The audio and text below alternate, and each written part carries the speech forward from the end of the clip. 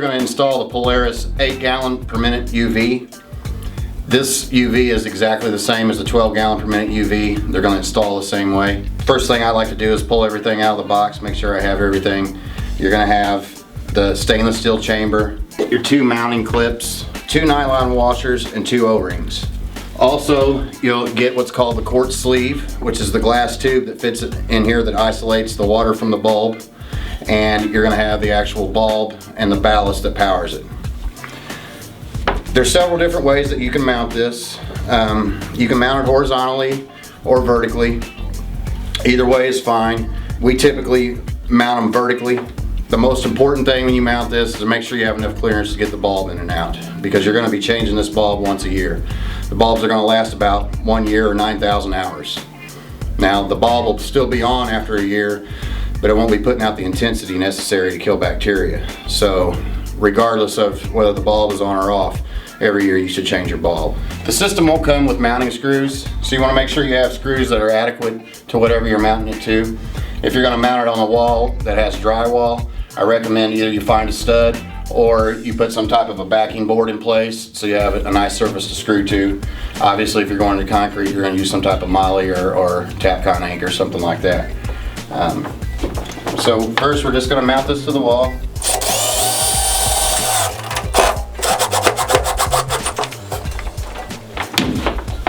Put it in place and try to mount the clips somewhere evenly apart.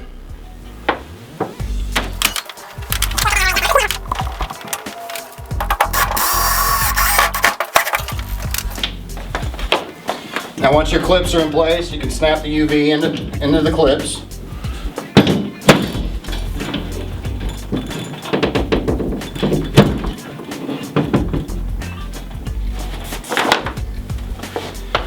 Once it's mounted in place, then you can go ahead and attach your plumbing.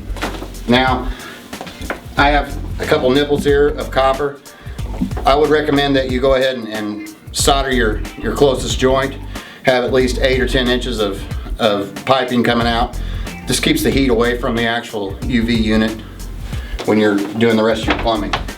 Now, we usually like to use Teflon tape, but any kind of thread sealant that you like to use is fine. Just put a couple swipes.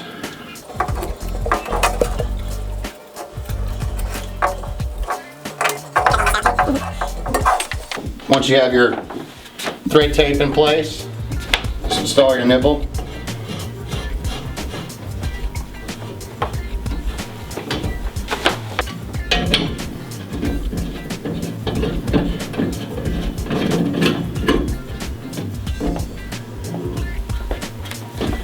It's a good idea to be generous with the thread tape or the sealant, because this will get warm as it just sits dormant and no water's going through it. So the convection from the heat, you want to make sure that you have some good sealant on there to make up for that. Once you have your pipes all installed and they're tightened down, then what we're going to do is install the internal sleeve. Now this is the point where a lot of people have issues. If you look in the actual manual, it'll mention the spring and things like that. This manual is generalized for a lot of different types of units. The 8-gallon per minute and the 12-gallon per minute unit are not going to use a spring. They're going to utilize an O-ring and a nylon washer at both sides. And that's what we're going to put in today. Now, when you're dealing with the UV bulb, it's important not to touch it with your bare hands.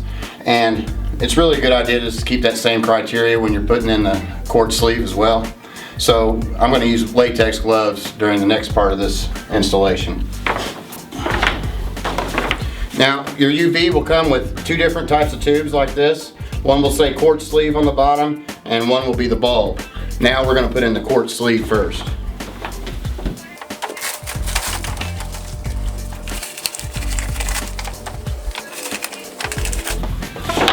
We're going to remove both caps.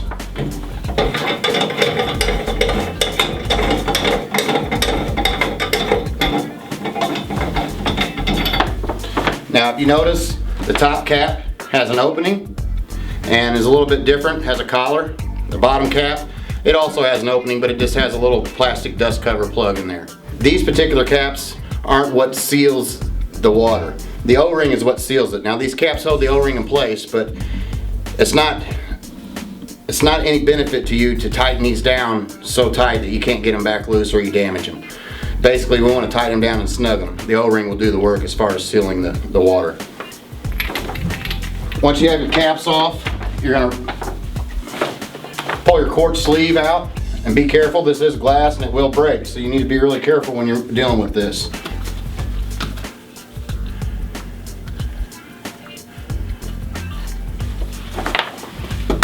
Now if you look at the quartz sleeve, make sure you inspect it, make sure you don't see any cracks or any chips anywhere, because it will fail if there's any kind of breach in it. If you don't see any cracks or anything, then we can go ahead and install it. Now if you notice, it's closed on one end and it's open on the other end, kind of like a test tube. The close end is what we're going to run to the bottom, because we want to be able to slide this bulb right down the middle of this tube. There is an O-ring seal and then a nylon washer. And this nylon washer is purely a friction washer, just to keep from twisting this O-ring or binding it when you're tightening the cap down.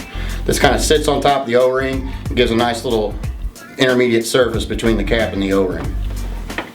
I like to use a little bit of food grade silicone grease on this O-ring. You don't need a bunch, just enough to lube it up and keep it from binding or twisting when you were tightening it down. We're going to do the bottom connection first, because that's usually the best route to go. You're going to slide it down through, let it come down to the bottom. Be careful not to break it.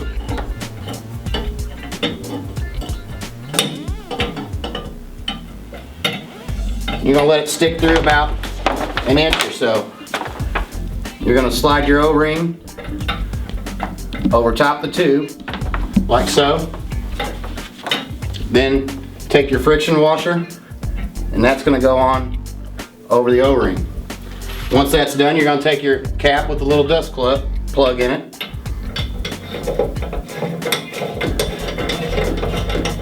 You're going to start to tighten that down. Now we want to make sure that our tube is about a ½ inch, somewhere about 1/4 to 3/8 inch actually hanging out the top. You can see it's elevated just a little out of the top. Once you have it there, then you can go ahead and kind of snug this one at the bottom. Once you have the tube in there, you're going to take your next O-ring, lube it up as well, and then put it around the top of the glass tube. Slide it down into place. Take your nylon washer, put that on next.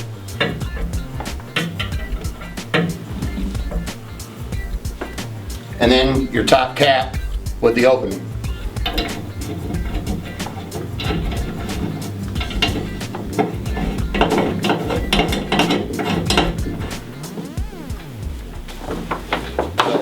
Now, I tighten them both about as tight as I can get them by hand. And that's usually plenty to compress that O-ring and seal the tube to the chamber. Now once you have this process finished, I recommend that you go ahead and run water through it now and make sure you don't have any leaks.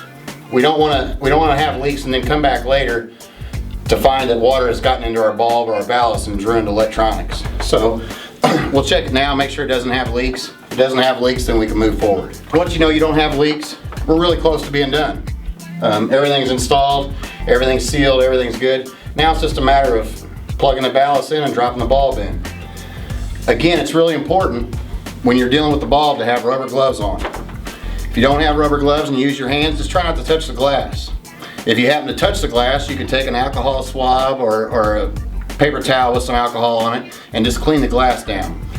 The oils in your hands will shorten the life of the bulb, the same as a halogen bulb or anything like that. So we just want to make sure that we keep it dry and keep the oils off of it.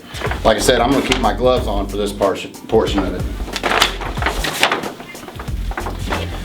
This is your ballast, and you'll see that you actually have a cord that will go to a 110 volt outlet, and you also have a cord that will hook to the bulb. It's a 4-prong type cord. Now on this cord, this particular dust sleeve, you can push it back. And that's what I usually do, is I just push it back and I get me a little bit of this cord out for the bulb, so when we're getting ready to install it, we're in good shape. Now this ballast actually has a couple of ears here where you can mount this to the wall as well if you'd like. There's a red and green light. As long as the green light's on, you're good. If you have a red light or any kind of audio alarm, then that would tell me that you have some type of problem and we need to address it. Typically, it's going to be something like the bulb's out, or the bulb could lose intensity, or the ballast could even go bad. It's rare, but sometimes it does happen.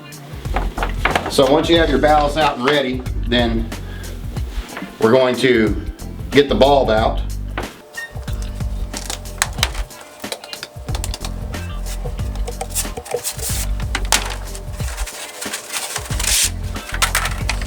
Once you have the bulb out, just inspect it, make sure you don't see any cracks in it anywhere. You'll see a little nylon ring that's on here. That's supposed to be on there. That's what helps hold the wires in tight to the glass tube. Once you have this out and you're ready, typically what I would do is take my connector that hooks to it and go ahead and attach it now so you can see and make sure that it gets attached nice and easily. It's only going to go in there one way, and you're going to be able to figure that out by the way the prongs are oriented. So once you have that connected, you're just going to slowly lower this down into the chamber, and you'll feel it bottom out on the bottom, and that typically means that you're deep enough and everything's ready. Then you can push your sleeve back down over the top to keep the dust out of there. Now, once this is installed, like I said, you can mount this to the wall, plug this into your 110 volt outlet, and the light will come on and you're ready to disinfect your water. This light will be on all the time. It doesn't come on and off with the water or anything like that. It's going to be on all the time. That way it's constantly providing treatment to whatever water's in the chamber and whatever water may be introduced later. This is pretty much the easiest way to install it. Like I said, this is the 8 gallon per minute, but this is the same procedure for the 12 gallon per minute. You follow these steps, you shouldn't have any issues. If you do have any issues, you can give us a call at 1-800-608-USWA. Thanks.